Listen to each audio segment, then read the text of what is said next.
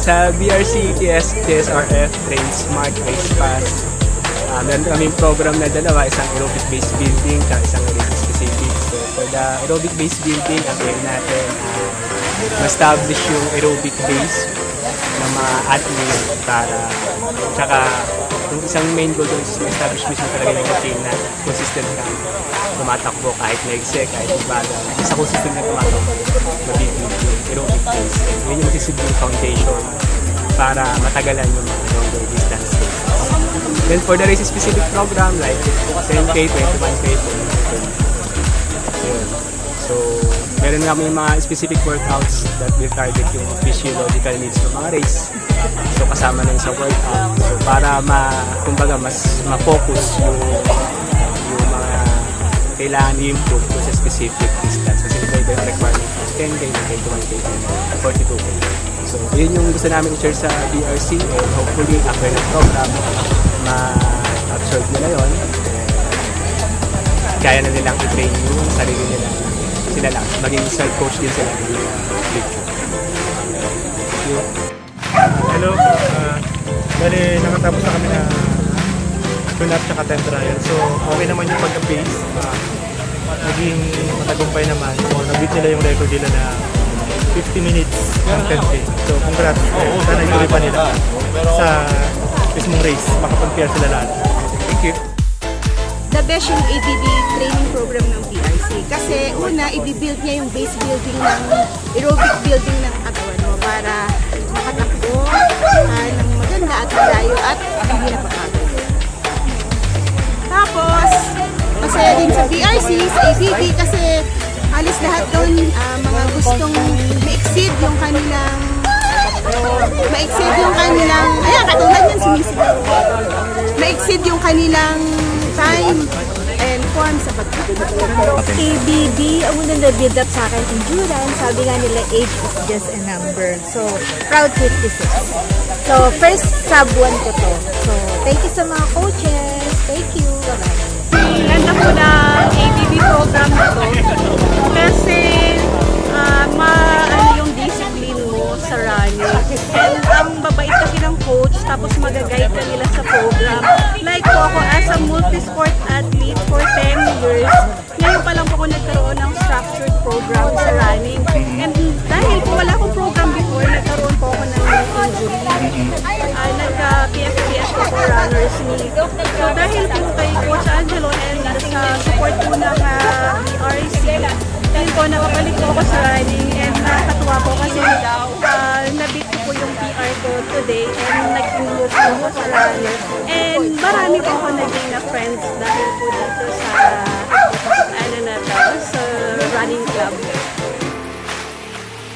Okay, ano masasabi mo sa ABB program? Ay, sobrang useful talaga. Grabe. Dati-dati kasi, takbo lang tayo eh. Basta lang ma-reach yung goal mo pero hindi pa lang dapat ganun. Dapat ikaw na-consider din yung heart rate natin, yun ang important. Kaya nung nag-ABB ako, grabe yung progress ko talaga. Lalo sa slow pace, hanggang sa nami-maintain mo na kung ano yung target pace mo, target time mo, yun. And ito, ngayon, nasa na ako. Level 2, which is race-specific training program. Yun, and hopefully, tuloy-tuloy lang tayo sa pagtakbo. Kahit edad na tayo. Charing! And age, just only a number. Thank you sa BRC family. Masasabi ko lang, effective siya kasi gaya sa amin na i-improve pa namin yung mga takbo namin. Yung mga dati na tumatakbo, tsaka ganun din sa mga baguhan. Mabibigay nila yung best nila. Para, mas ma-improve pa nila yung pagtakbo nila. Hindi lang yun, talagang dahil may program, talagang napupush kami na sundin yung program, tsaka tuloy-tuloy yung training. Okay, thank you. Thank you. Ayan, nagpapasalamat po ako sa BRC tsaka kay Coach Jack. Nakuha ko po yung sub 50 in 10K.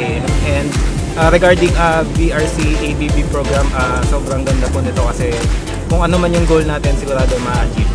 Thank you. Okay, thank you. Ano po, malaki tulong sir kasi dati parang tutukod ka agad kahit mga 3 kilometers pa lang. Basta ganun yung pacing mo ngayon, yung run po. Ngayon, although hindi na po nag-10K, nag-5, pero nag-sub 30 naman. Okay. Kaya malaki tulong po yung TVB po. Okay. Kasi like dati po, basta makatakbo lang. Parang makailang ikot lang po sa memorial malapit sa amin. Ano na yun, okay na yun.